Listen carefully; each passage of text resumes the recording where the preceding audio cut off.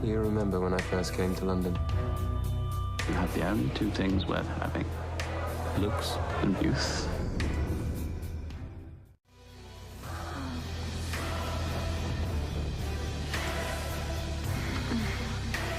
You're perfect.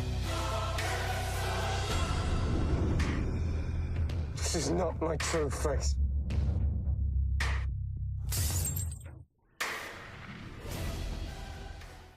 Dorian Gray is a 2009 British fantasy thriller film directed by Oliver Parker and based on Oscar Wilde's 1890 novel The Picture of Dorian Gray.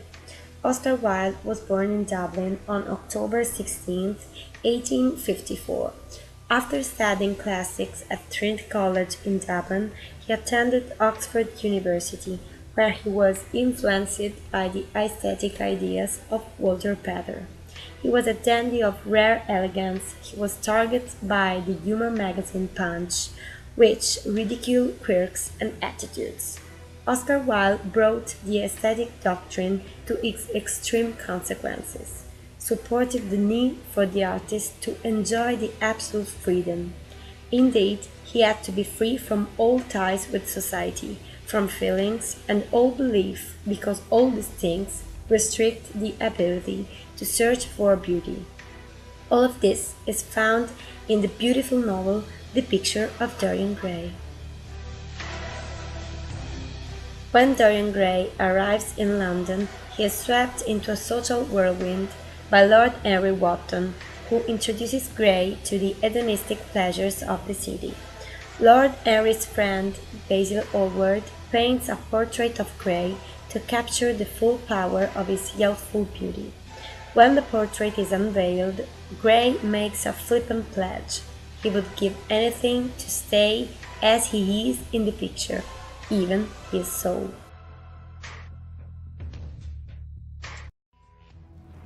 Dorian wouldn't really part with his soul.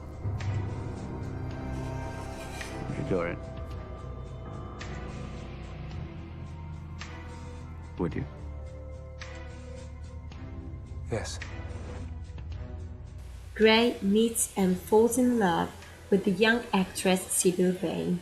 After a few weeks, he asks her to marry him.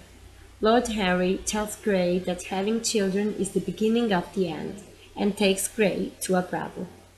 Gray goes home to find the portrait of himself, warped and twisted, and realizes that his pledge has come true.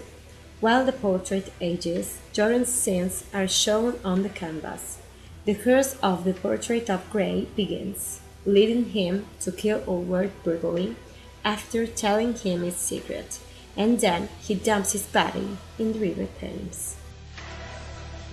It's been about 25 years and Dorian decides to change radically. Wotton begins to have doubts. Observing old photographs, realizes that Dorian is actually the same as 25 years earlier. Wotton breaks into his home, coming up in the attic.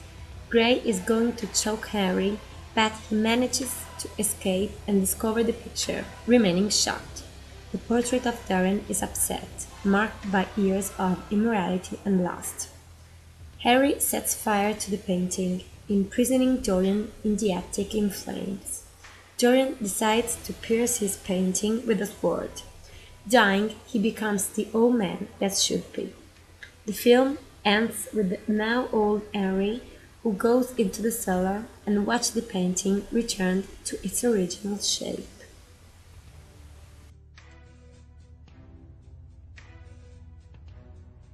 The film, directed by Oliver Parker, has many differences with the novel.